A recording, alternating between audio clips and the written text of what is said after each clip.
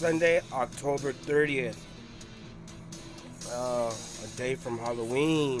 And a couple days from the start of Dia de los Muertos.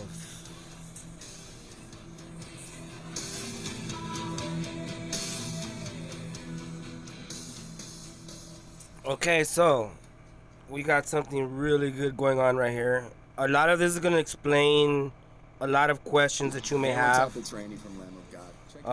It's going to explain a lot of what's going on, and it's probably going to open you guys up to thinking a little bit differently and at the way you view life and your perspectives, your perception. So yeah, let's get started. You guys are going to love this stuff.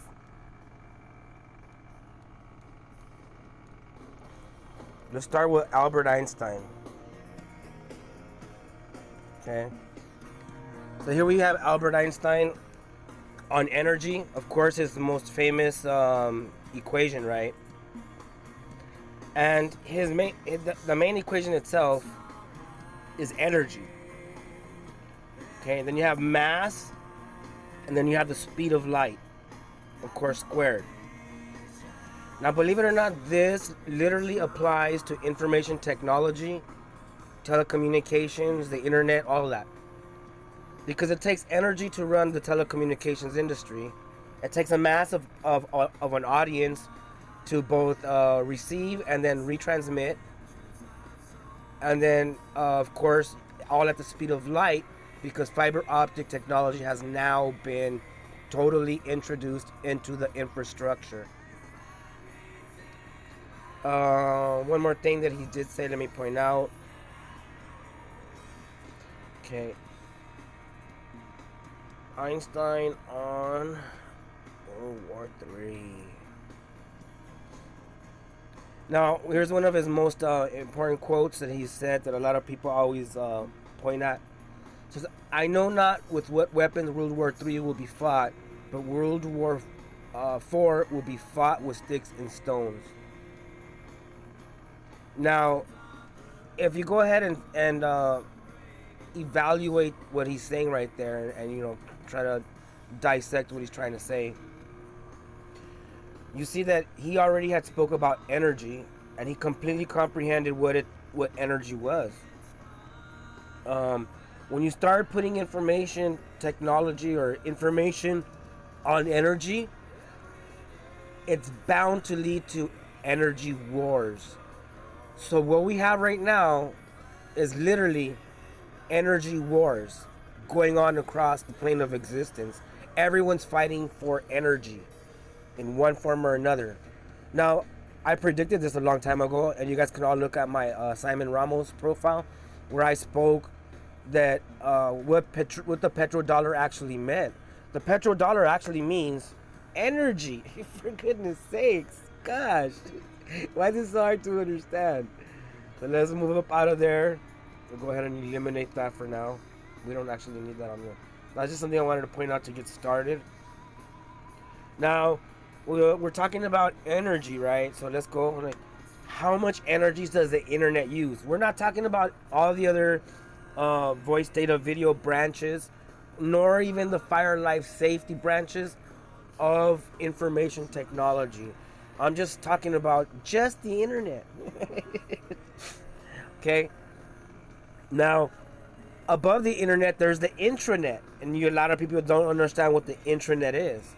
The intranet is basically the internet that belongs to the governments. Yes, the governments have their own internet. It's called the intranet. So how much energy does the internet use? Let's go to computer.howstuffworks.com. In Shakespeare days, sending a message to a person in another city was a big deal. You had to hire someone to carry the message for you. That person might have to walk or ride many miles, blah, blah, blah. We already know all that. Okay. But today things are more civilized, if you want to consider that. All this civilized. You can boot up a computer, tablet, smartphone, even a video game console, and zap off a dozen messages in just a few minutes. Even better, the messages will arrive in the inbox belonging to the recipient nearly instantaneously. Look at the effort we saved. But when it comes to actual energy, the internet is a hungry system. It's a network of networks of each, and each network consists of computers. Those computers consume power and lots of it. But there is another way just to know how much electricity the internet uses. To estimate the energy usage of the internet, we need to consider every component that connects to the system. There are billions of devices that make up the internet. Okay, we're not even gonna keep going on that. Let me back up. Berkeley Lab says it takes 70 billion kilowatt hours a year. Okay. The internet consumes extraordinary amounts of energy. 30 billion internet connected devices in the world. Now, what I've been doing in the last few months, now that the scamdemic pandemic is at an endemic stage, there's a big demand in deploying these smart, uninterrupted power supply devices that are connected to the systems themselves, and each power outlet is a designated outlet. So, an example, the server will go on power outlet number 1. The router will go on power outlet number 2, and so on and so forth. Respectively to their devices, and in what order it would take in case there'd be a shutdown or a spike or a ESD or any type of interruption on the actual hardwire infrastructure. Then you would easily be able to power cycle your entire network system on this uninterrupted power supply. All of this is on lithium, of course, and if you haven't seen the evils of lithium, there is no hope in lithium. I'll tell you guys over and over again. There is no hope in lithium. It is dangerous, it is evil, it is toxic, it's not recyclable. It's crap. It's worse than the petrodollar system. All right. So if you want to look that up, go ahead and scroll down on the videos where it says there is no hope in lithium, and it'll blow your mind about this whole lithium thing. So all of this energy takes lithium to store. If it's not on they're not using. To be honest, I'm not seeing any more electrochemical batteries being used or deployed at all. It is all lithium. There is a big monopoly on lithium. I've also explained in the past about the precious metals that are within the telecom system infrastructure. Copper wires, gold, platinum, silver, you name it. All these precious metals are in these electrical devices that energize and maintain the internet. Just the internet alone, okay? I'm not talking about the intranet. I'm not talking about I'm not talking about radar, government applications, none of that. I'm just the internet that the common person uses. Okay, so you guys can go ahead, keep looking that up. There's videos on it on YouTube, as you can see. There's plenty of videos of me inside central offices, tearing out and replacing old power supplies and old. Some of these servers carry the power supply within them, so you have to change all that together. There's plenty of. I literally have hands-on experience. This is my profession again, and this is something that I do. So there's plenty of information on this topic, and if you want someone that has hands-on experience, feel free to ask me about it. Or if you want to challenge me. Okay, now that we've gotten to define the fact or point out the fact that it takes energy to run the internet, I could easily point out that the internet is energy. It is energy itself. And this is one of the things that I use against black hole believers. You cannot have, you cannot see, in order to power the energy that carries the information technology, we need more energy to power the devices that actually transmit and receive the said information on the said infrastructure and technology. Okay, it takes energy to make and move more energy, and that's what information technology is. It is energy that's being moved. The information itself is carried along in the energy as it moves along. Now, yes, this has great implications into maybe the last, I don't know if it was the last video or the video before last, where I explained that the human body is an antenna. All the energy inside you, all right, the information inside you, okay, is all intertwined. It is one and the same. It does not matter what these atomists will try to claim, okay. Energy is information. Information is energy. They go hand in hand. It is one and the same. All right. That is totally proven it right here, as I've proven that it takes energy to power up the energy that we are sending and receiving from one and another on this grid of precious metals. Keep in mind what I'm saying right here, because as we move forward, this will all come back to the ancient past. So I'm pretty sure that I don't have to go deep into the fact that information technology is on energy, and is itself energy. Okay.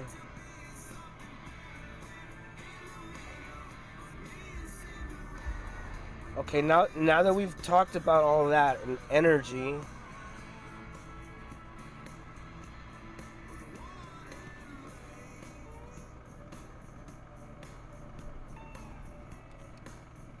scarcity. So once you start talking about energy and the need for energy, that creates a supply. And if people are fighting for energy, which we clearly see they are, that means there's a energy scarcity. That is the claim. Okay, it's basic common economics. All right, the whole entire agenda, globalization agenda, okay, is based on scarcity. They have you believing that there is no more of anything left. We will eliminate this one. We no longer need that one. Here we have the planet and the 17 goals. We've gone over this in other videos already. Here's the list.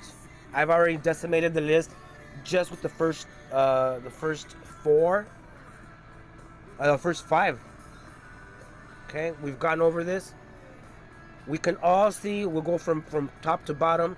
Number 5, gender equality. Here we have a cartoon showing a globe choking out children, telling them they are part of something. Oh, you have nowhere to go, you're trapped. This list was made by who? The United Nations, which is also, by the way, the IMF, and who knows who the hell these people are. They're all like friends of friends and stuff. The IMF, the United Nations, they go hand in hand, as they do with the central bankers and the Federal Reserve System. Okay, as we can see, we'll go ahead and go over the list. Number 5 is definitely absolutely proven part of some type of socialist movement that is being imposed upon children in elementary schools and in public, outright public. Like, you literally have people showing their private parts out in public. Okay, they have tight pants, talking about they need to normalize their bulge. Their dick bulge. They have a big bulge on their pants, and they're walking with tight pants, and the bulge is just hanging out there. And it's like, dude, we can see you. You're literally, you can see your fucking dick, dude. What the fuck's wrong with you? And they're like, no, we need to normalize it. No, we don't need to normalize that. What the fuck is wrong with you? All right. So no. So number 5, we already see that. Number 4 ties in with number 5, quality education. The word quality, okay, is like the word beauty. It is beheld by the beholder. They can't tell us what quality education is, because quality education would have to relate to the person being educated. Now, what they mean by 4, quality education, they're talking about equal education, which means indoctrination. Number 3, we've already all felt that one. The COVID, scamdemic, pandemic, where it leeches on onto every aspect of existence and life within these large cities, which are basically prisons. Number 2, zero hunger. What do they... The first 2, I'm going to literally destroy right away. When they say zero hunger, what do they mean? Are we all going to be full all the time? What are they going to fill us with in order to keep us all from not being hungry? Okay, that is a big endeavor, which is totally, absolutely insane. Because some people are diabetic. Some people need a special diet. Some people are working on trying to have a different physique of their body. Some people like to mix up stuff, and in order to...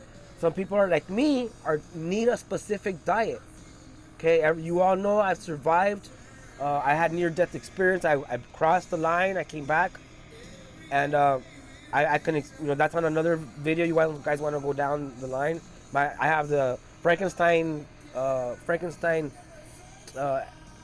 scars and the medical records to prove exactly what happened to me. Okay, so you can't tell someone that you can't say zero hunger, because everyone is different. Individually, we are different. We all need to eat. Culture plays a big part of this. You can't tell Mexicans they can't eat beans anymore. And I don't want to go towards the other races and start saying shit like that. You know what I mean? Like, I could say like some people like chicken, some people like shrimp. You know what I mean? Like, I could go on. So certain cultures are literally defined by what they eat. Potatoes. Okay? So you cannot say too, zero hunger is is just totally fallacious, totally a lie. It's fraudulent. It is misleading, directly misleading. Okay? Now, no poverty. That one's an easy one. What do they mean by no poverty? We're all gonna be rich? Because the antonym to poverty would be being rich. Abundance. There will be an abundance of everything. Okay, now that doesn't make sense. None of that would make sense. Eliminate that off. None of that would make sense, because here we have the idiots from the Davos.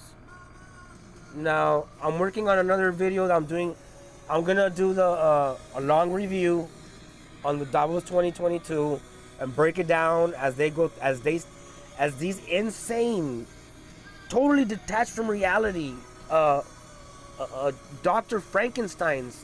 These oh my god, these are some insane people. Like, they're not even people. They're should I say reptilians? They are some cold-blooded idiots. Like, cold-blooded to the butt. Like, these idiots are not normal. They are insane. They're lunatics. They're detached from normal reality. They are not part of the reality that we all experience together and share, and share on this plane of existence. These people are somewhere else. Their minds are totally gone. Okay, I'll go ahead and go over that later on another one. But you guys can go ahead and look up, like I don't know none of these idiots. They're not my friends. They're not your friends. They have no reason to relinquish their powers and give us an equal share of anything. Why would we even assume that? That is insane. Okay? Well, let's eliminate them off the thing. Okay. We already went over how much energy. Let's get that off. I hate crossing out energy, but at this point we have to. Just to keep everything nice and neat right here. Okay, so those idiots, they go off and talk about some way out shit.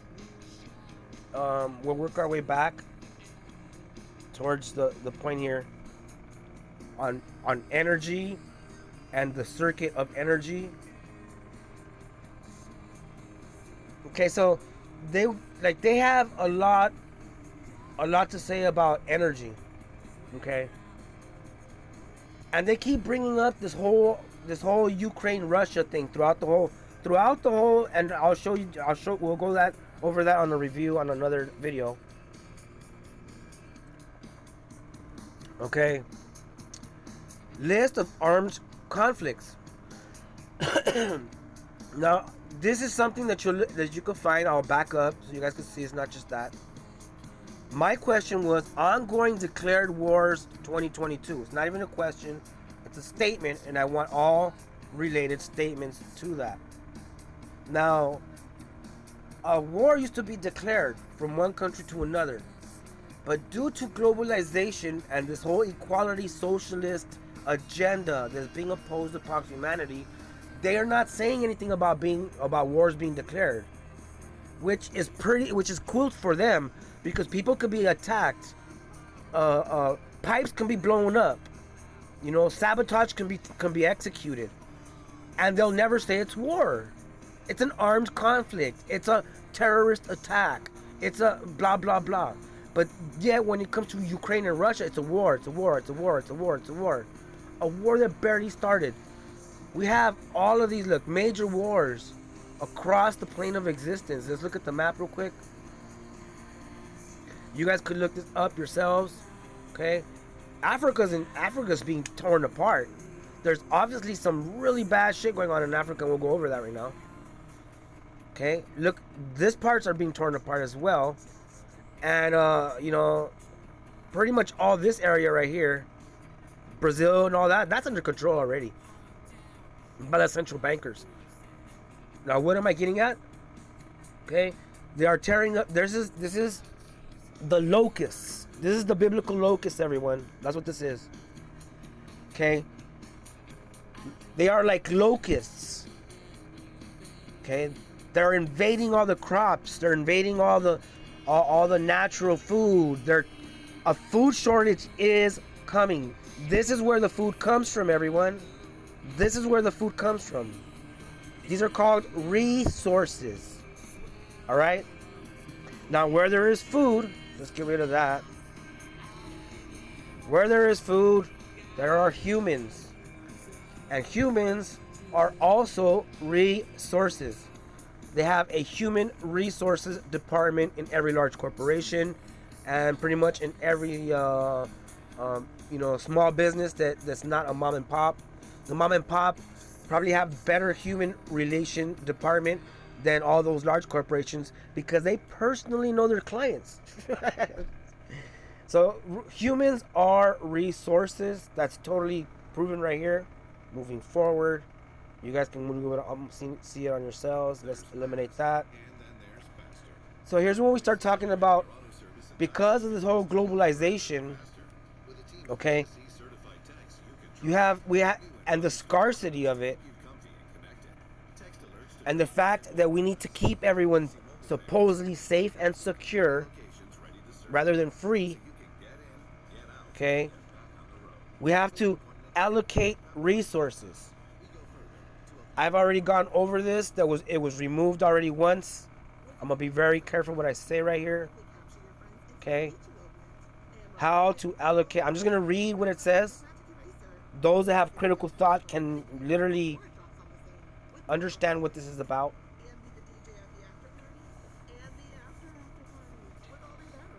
How to allocate intensive care resources during COVID-19 pandemic, medical triage, or a priority selection.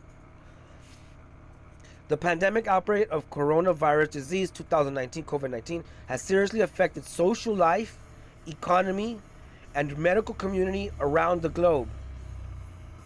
One of the complications of this viral infection is acute respiratory failure, a serious condition treated by artificial blood oxygenation and carbon dioxide removal. These treatments require the use of modalities based on complex and expensive health technology such as mechanical ventilation of the lungs, respiratory dialysis, extracorporeal membrane oxygenation, hyperbaric oxygenation, and blood filtering. A sharp increase in the number of infected patients worldwide has created acute shortages of medical technology for intensive care life support. All right, you guys can look all of this up on yourself. Again, humans are resources. Okay, we are looking how they are allocating resources in the medical industry based on defeating a pandemic, which pretty much is saying, if we don't do this, we're all gonna die. Okay. Now, moving down to cost effectiveness analysis. Oh, by the way, real quick, back to this. All of this technology requires information to be moved about. Okay? It requires the internet. Like I said, I didn't even bring up our personal use. You know, I didn't bring up anything beyond our personal energy consumption of the internet. If I was to have brought up the medical industry that is now globally connected, you know, connected along these globalists in the globalization infrastructure of this globalization system, okay, and it requires way more energy to not only move it, but also it is itself way more energy. So going down, the cost effectiveness. Oh, all of this costs money, you guys. Come on. Do you guys expect petrodollars to fund this?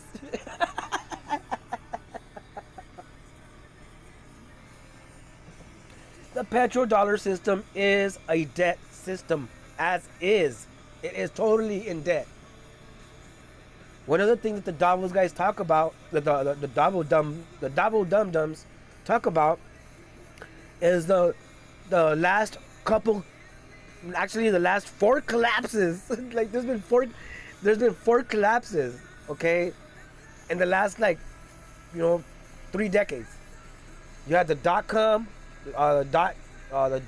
bubble bust, the housing, the financial with the bankers went bankrupt, and then the airline industry. There's been other ones that I don't even want to bring up because it's just too many to count. As of now, the COVID-19 has been the biggest justification to manipulate and counterfeit the money or the monetary values that are being injected into society to make up for the supposed suspension of the entire social economic system that was stopped in between 2019 2020. A lot of places stayed all the way into 2021. A lot of countries are still on lockdown. Okay, so it costs money, that right? So now just focusing all that money, just focusing that money on humans inside, on humans, which are resources inside hospitals. Like, you know what I mean? So we have resource allocation in intensive care medicine is a decision-making process, unavoidable part of which are cost-effective analysis. Hospital treatment is expensive, and the cost of intensive care amount to around 20% of the total hospital expenditure. Moreover, during the ICU stay, mechanical ventilation of the lungs could increase the daily cost by an additional 26%.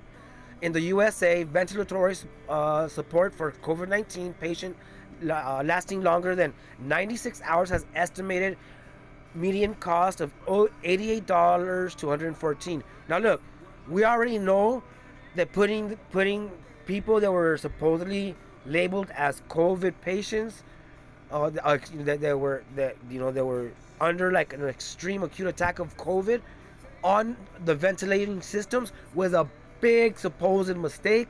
So many people died because of that. If your lungs are, it just makes total sense. If your lungs are struggling to breathe, and then you put a machine to force your lungs to breathe harder, then you turn off the machine, your lungs will not, will power down right there. They'll just completely stop. They cannot back down to the energy that they were using, that they were consuming to function before they put the machine to overdrive, okay, and overuse your own personal human ventilating system, your circulatory, your lungs, which is part of your circulatory system, right? I'm pretty sure that was. I'm pretty sure it's part of your circulatory system. Overall, it's part of your life. So they put this machine to ramp up your lungs when your lungs couldn't handle it. Of course, turning off that machine would lead to a lung collapse.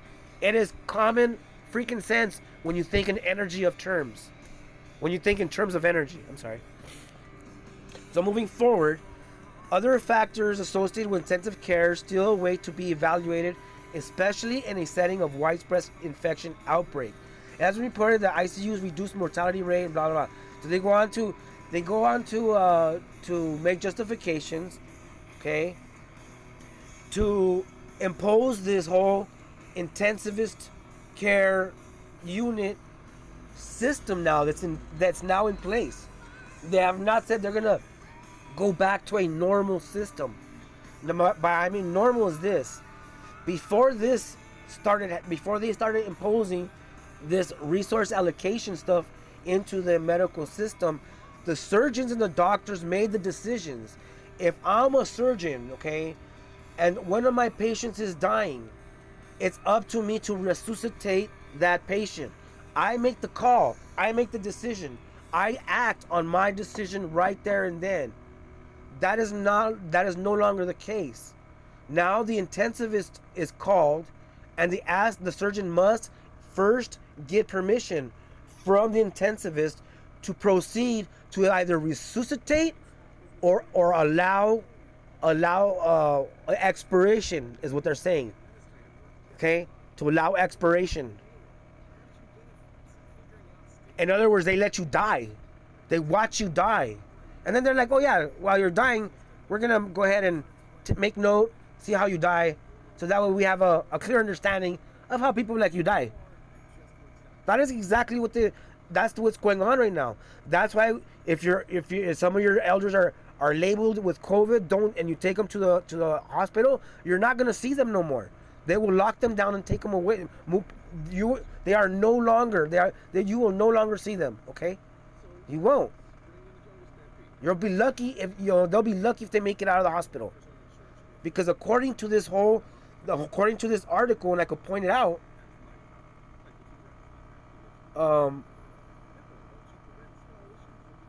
nevertheless, relatively publications concluded that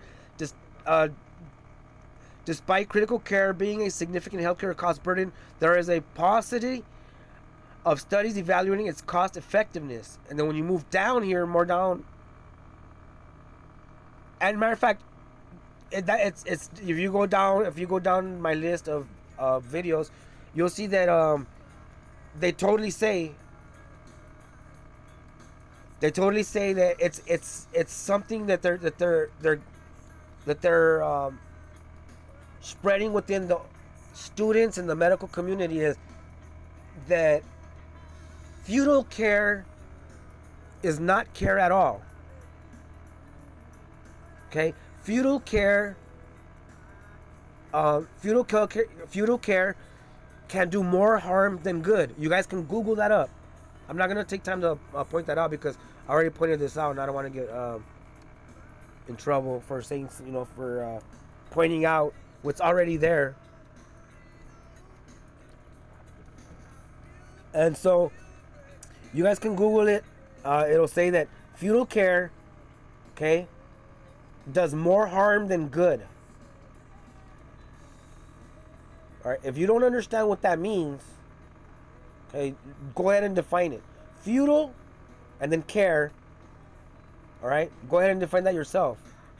That basically means that if they know you're gonna die, why are they gonna try and save you? They gotta save someone else that they know can be saved. Now, who's making that determination? It's the intensivist. The surgeons and doctors are subordinates now to the intensivist on site. All right? Now, that's human energy, human resources, resource allocation. Because of idiots, and the Davos idiot said so. I didn't vote for anything. You didn't vote for anything. Who are these people? They're not even from your, most likely, they're not from the same country that you're from. Okay? They have different values, and most likely they don't live in their communities. They don't live amongst normal common layman. They live in some type of ridiculous mansion, totally detached from the actual reality of everywhere, okay? Because I could easily point out pictures. They're like, the whole Davos are talking about the recession. I could easily point out that recession, I've already pointed this out. Okay? Look at the images all around you. We are not in a recession. The collapse started a long time ago. We're like 5% into the collapse. Why is Bill Gates buying up farmland everywhere? Why is Blackstone buying up property everywhere? Okay, so we've removed that.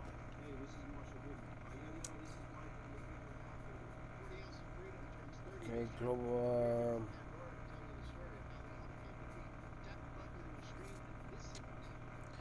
Now, I've already explained the SDG Media Compact, the Smith-Mundt Act.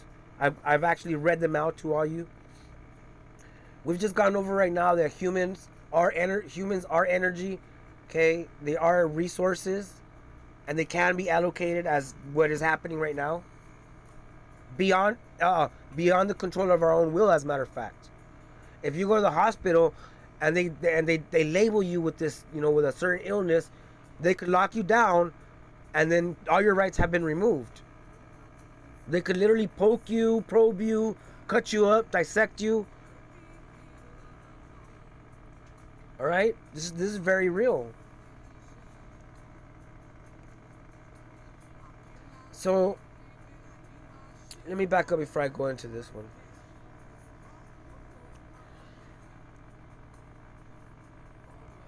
Now, when we start talking about climate change.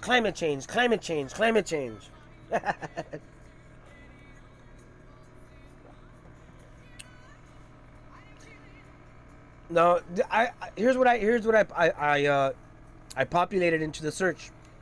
Ancient power structures, failed power plants. So here's what we have. Here's what comes up. Old clunkers, California power plants break down during heat wave. Old power plants can be retrofitted to fit new green facilities. U.S. nuclear power plants weren't built for climate change.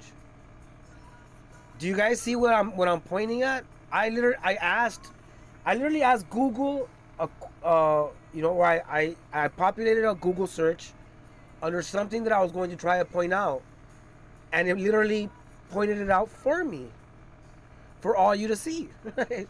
These algorithms are getting pretty good. So, energy experts sound alarm about U.S. electric grid not designed.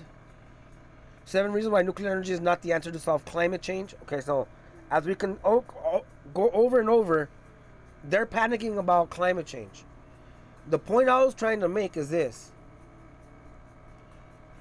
People are like, yeah, the ancients, they left us so many clues and of what, they're leaving us messages with their structures, and the solstice, the winter solstice, and this and this and that, and blah blah blah, and I'm like, okay, of all the lessons the ancients left with their ancient structures, is that building a big structure that'll be stationary in one place, okay, is stupid. It's stupid. It's dumb. Okay, in regards to a power plant, okay, anything that'll produce energy, everyone's like, yeah, the pyramids used to produce energy. I honestly would I'm inclined to say that there's enough valid evidence of that. The only thing that's missing is the proper climates.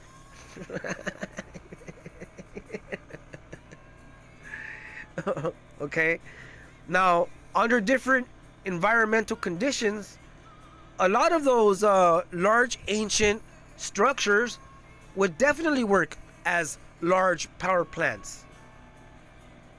Okay, they could definitely be created to create, okay, electrostatic energy. It's very simple.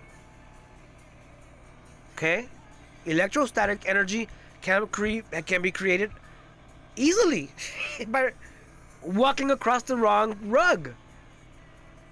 Okay, these are very simple concepts. All right. So one thing that they did leave behind is this: building large structures, and depending on those large structures in the long run, is a failure. It is a total, absolutely failure.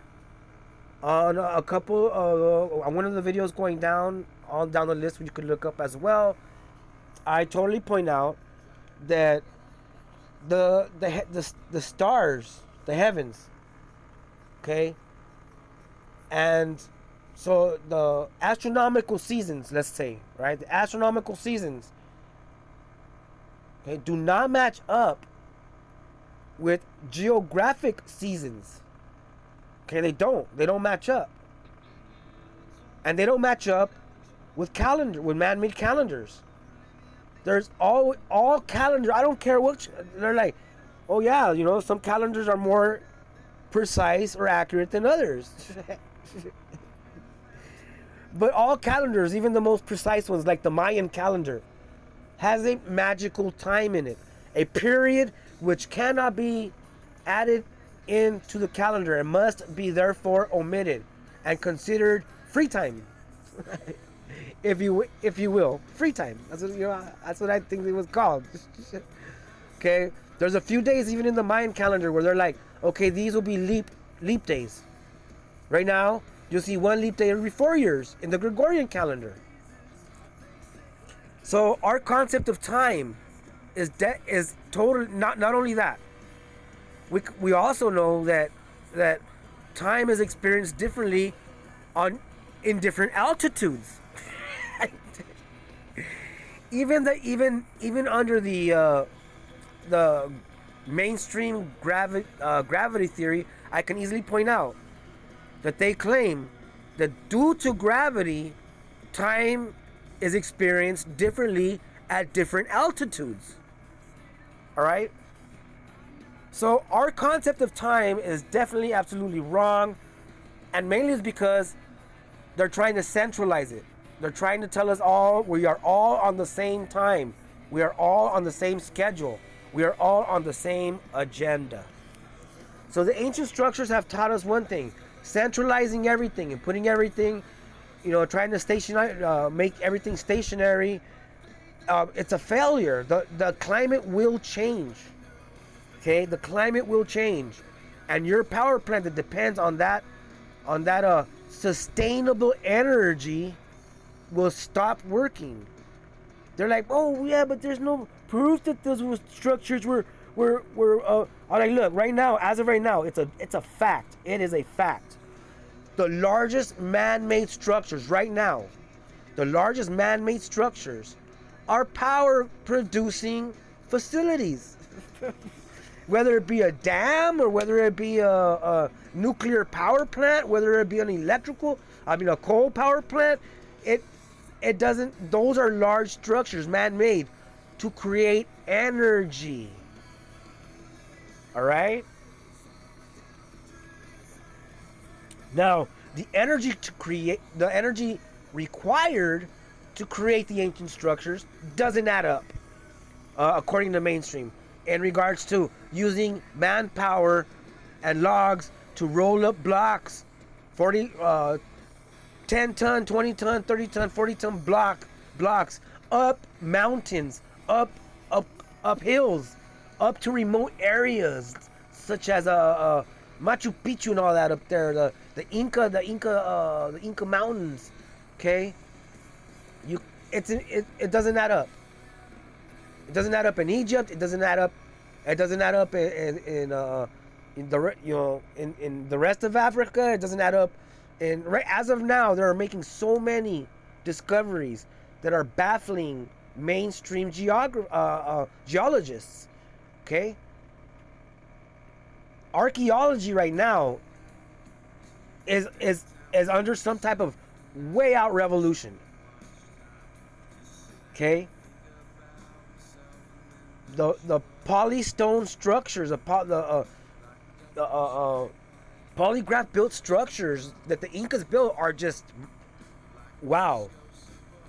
They defy our current known physics. All right. So one thing I'm pretty sure we can all agree that building all these large structures and expecting them to stay like that forever is not going to happen. It's failed too many times in history.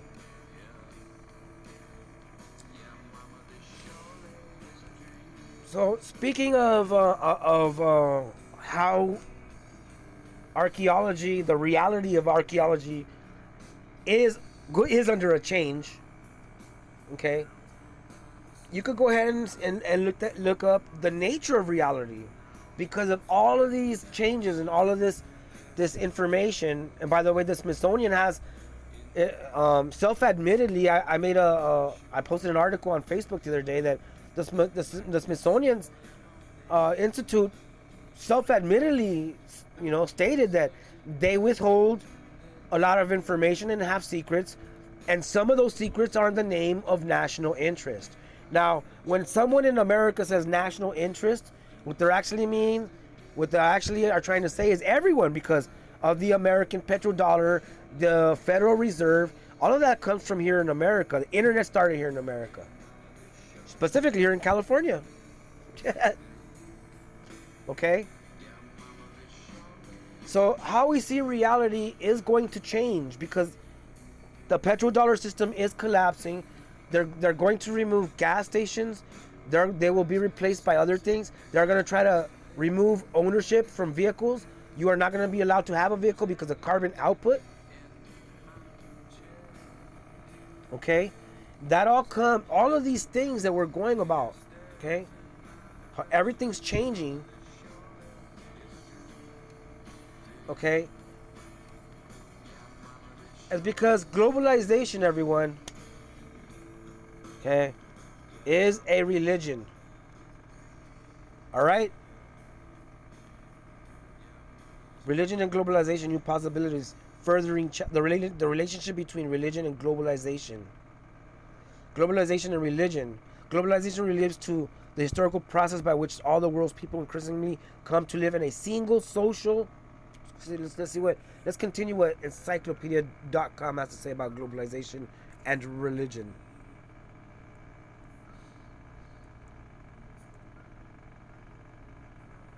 Okay, globalization and religion. Globalization and religion. Globalization refers to the historical process by which all the world's people increasingly come to live in a single social unit. It implicates religion and religions in several ways.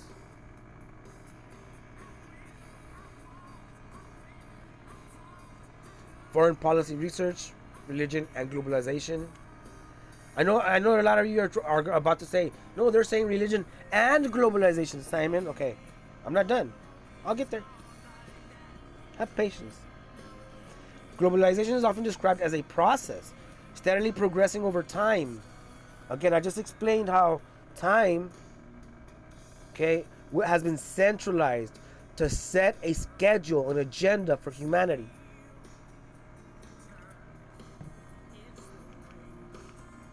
Okay?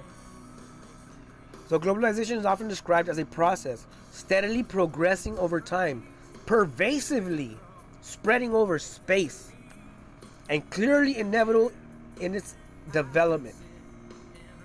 But globalization is also a revolution, one of the most profound revolutions the world has ever known. Indeed, globalization is the first truly world revolution. Okay?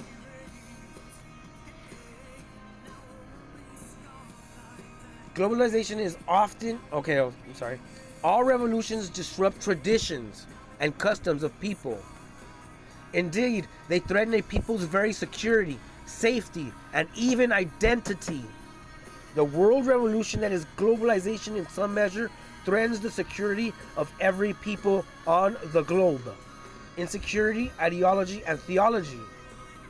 When peoples have had their insecurity threatened in the past, they have responded, even reacted, and these responses and reactions have had great and even grave consequences for the peoples around them. Oh, they're going straight into the French Revolution. I always use this one. In the 19th century, the insecurities produced by the French and the Industrial Revolutions resulted in the ideologies of nationalism and socialism. In the 20th century, the insecurities produced by defeats in the First World War resulted in ideologies of the Soviet communism and German National Socialism. Ideological responses to deep insecurities were characteristic of a particular era, however. This was the modern era, when enlightenment and secularization made secular worldviews and their ideologies seem the natural and logical way to interpret what was happening in the world around oneself. Okay? Globalization is a threat to your religions, to your beliefs. Why? There are many reasons why. Let's continue with this one though. Okay? Globalization is a belief system. This holiday, whether you're making a Ralph's Simple Truth turkey for 40 or a Murray's... Oh look, they brought us right back to that. Ralph's has fast, fresh delivery and free pickup, so you can make holiday meals that bring you all together to create memories that last. Ralph's, fresh. Weird. Free pickup on Get more ways to save by It wouldn't let me look that up. Let's try to do some other way. Is globalization a set of beliefs? Let's see what they try to tell us what we should believe.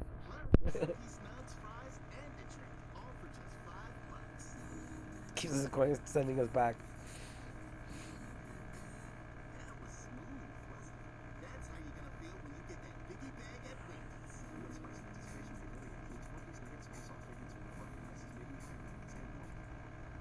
That's funny. It keeps sending us back to the same thing.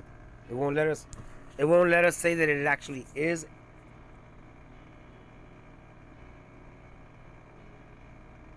I know.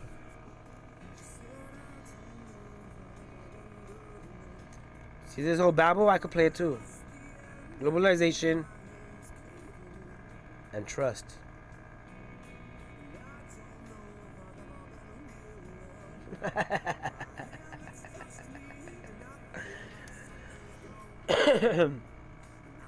Restoring U.S. trust in globalization. Trust and globalization. Research.net. In a time of global economic crisis and turbulence without equivalent since the 1929 Depression, it is important to revisit and analyze the role of trust in the world economic system. Trust is central to economic exchange. So you have to have trust. In order for globalization to work, it requires your trust. Trust synonyms. confidence, belief, faith, safekeeping, protection, care, custody, believe in.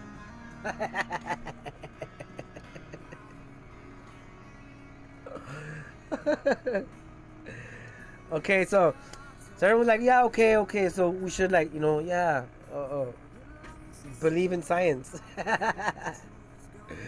Okay, so this is where we're leading to. It's all been about energy so much so far, and we've come to the point where they want us to trust where energy is going to come from and what it's going to be used for, and we under their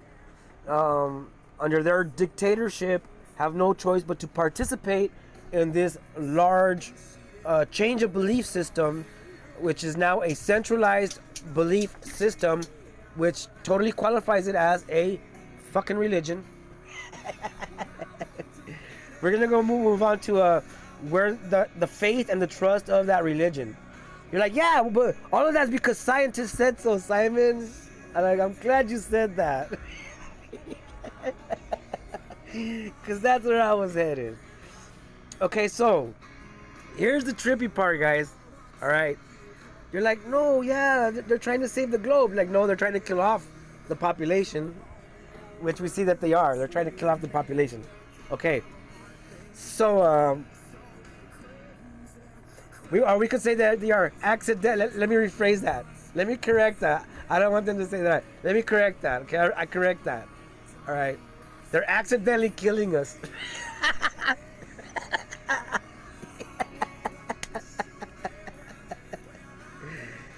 They're accidentally killing us as they accidentally attack our core belief systems. As they attack our different individual belief systems, so they can centralize us into one big economic religious view. And you're like, but why? Why would they do that? Why? Okay, so this is gonna trip you guys out. All right. I'm just gonna go ahead and keep reading. And I'll just keep reading. Biological immortality is an absence of aging. Specifically, it is the absence of a sustained, there's that word sustained increase in rate of mortality as a function of chronological age. A cell or organism that does not experience aging or ceases to age at some point is biologically immortal. Now, there are immortal life forms in existence as of right now. Now, we can go ahead and let me keep going on the science of immortality. Well, let's go to life science. They're hilarious. They're full of pseudoscience sometimes. The human body is really holding us back. If you are a human, you're gonna die. This isn't the most comforting thought, but death is an inevitable price we must pay for being alive. Humans are, however, getting better at pushing back our expiration date as our medicines and technologies advance. Wait. How is that possible? If there's a great die-off happening because of medical reasons. Hold on, let me drink some water. It's funny.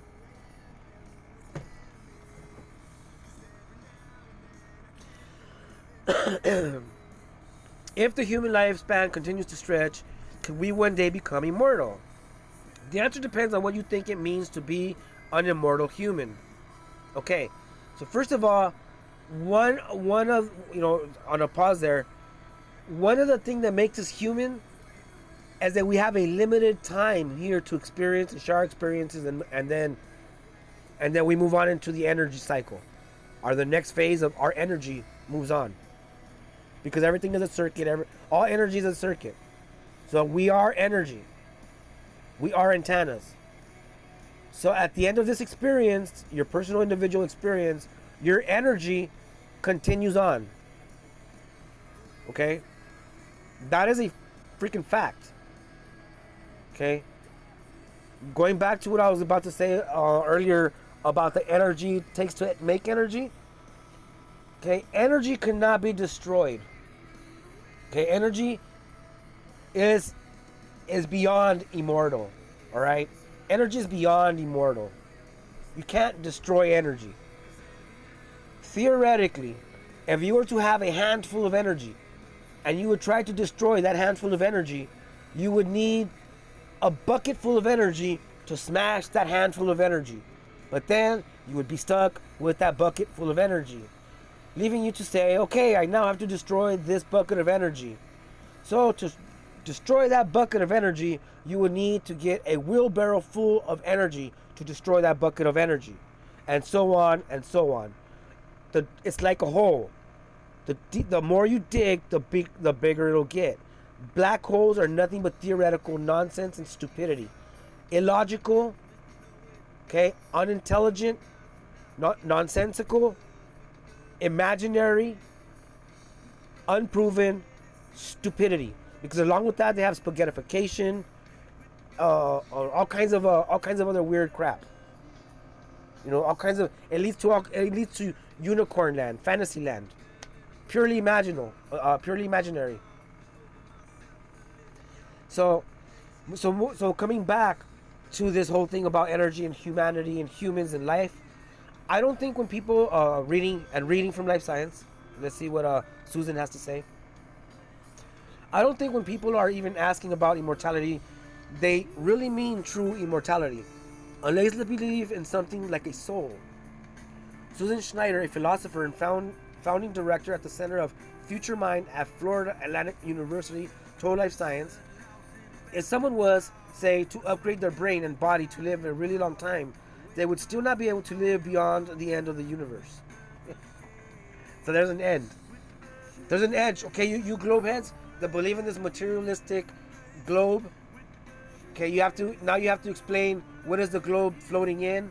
Then you have to say, okay, it's floating in a vacuum of space. Okay, explain the vacuum of space. You have to bring a Big Bang. Comes back to a creation event that was theorized by a Catholic Jesuit priest. Now you're stuck with, again, another religious belief. Okay? Scientists expect the universe will end, which puts an immediate dampener on our mystery about the potential for human immortality. Some scientists have speculated about surviving the death and the universe, as science journalist John Horgan reported for Scientific American. But it's unlikely that any humans alive today will experience the universe demise anyways. So we're going to back up out of that one real quick. Because believe it or not, we have right here, Achieving Immortality, American Scientist. The biology of human longevity, inflammation, nutrition, the aging and evolution lifespans. Avoiding death has been a popular goal throughout the ages, and anti-aging elixirs have been in short supply. Although the best shot at immortality is still through one's work, there is hope on the scientific horizon that people may be able to live considerably longer than they do now.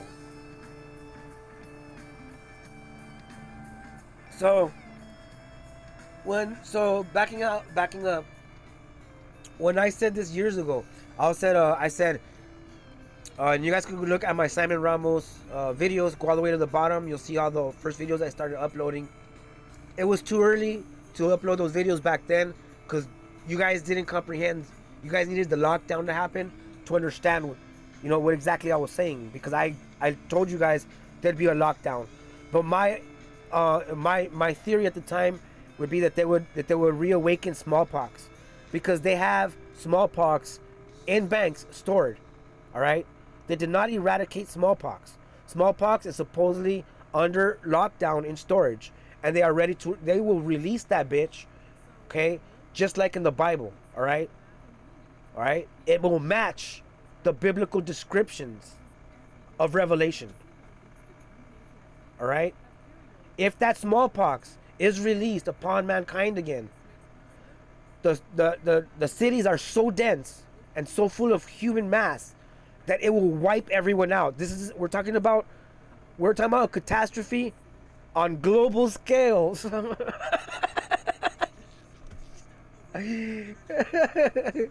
right, this little COVID pandemic was nothing. Okay, was nothing compared to the possibility of them releasing smallpox upon everyone. All right, listen to me, everyone. Now, when I theorized that back then, I mentioned smallpox. I also mentioned Ebola because Ebola was around at the time. The point was that they were going to use the virus as a lockdown, exactly like I had said. I just didn't know it would be the flu, a flu on steroids. All right, I just I didn't think it could be that simple. I was expecting something complicated, like them reawakening or leaking out smallpox. But it's too soon for something like smallpox because we will lose trust in the system right away. We'll lose faith in the system right away. If they do release smallpox, which I believe they will, and blame it on a fucking terrorist attack, all right, on a facility that's supposedly storing a smallpox batch, we will lose trust and faith in the system right now as is, which will cause what? A revolution. So they don't want that yet. That'll be the game ender right there. Now, when I said that, everyone was like, Simon, that doesn't. Why would the bankers kill themselves off? They are not. Now, when I said this back then, I spoke about this immortality that they're trying to reach. If you guys don't think that the central bankers are using all your money, all your debt, all your hard work, all your energy, so they could research how to live longer, well then, you're pretty dumb. Because that's exactly what this is all about. Now, theoretically speaking, okay, if say 10 of us become immortal, who becomes our biggest enemy at this point? Obviously the mortals, because the mortals will, the more it will be as an immortal, you yourself can keep living as long as no one kills you or you accidentally die. As long as you maintain yourself and stay out of harm's way, you will live theoretically forever, according to this document, until the end of time. To the edge, till you reach the edge of, I guess the edge of the Big Bang. Till you fall off the edge of the Big Bang, till the globe rolls off the edge, if you may.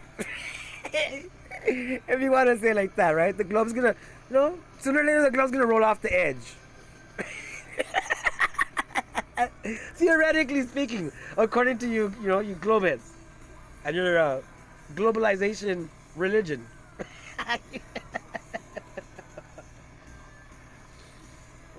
Okay. But speaking for humans and those that want to be immortal, they need to get rid of all the mortals first, because the mortals would be their enemy, their biggest enemy. Now, everyone's like, no, Simon, immortality, that's far-fetched. That's just ridiculous. That's a fairy tale. Well, everyone, we are down to the last one. Okay, everything else has been eliminated by mainstream science itself. How close are we to radical life extension? Longevity gurus such as Dmitry Kaminsky say that technology to achieve radical life extension is far from being a fairy tale. Life extension, Wikipedia. Life extension, the conversation. Lifespan supporting aging research, age reversal tech, and rejuvenation. CNBC.com. Human lifespan could soon pass 100 years thanks to tech. Bank of America. Look at this one. Bank of America. Bankers. Okay?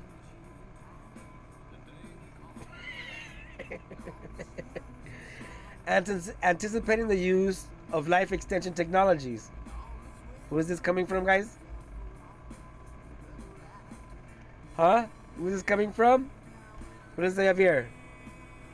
Huh? Who's that? Who is that? Who is this? Yeah, you guys tell us. Who is this? All right. Look at the address. This is nih.gov. Good old Dr. Fauci. Oh yes, everyone.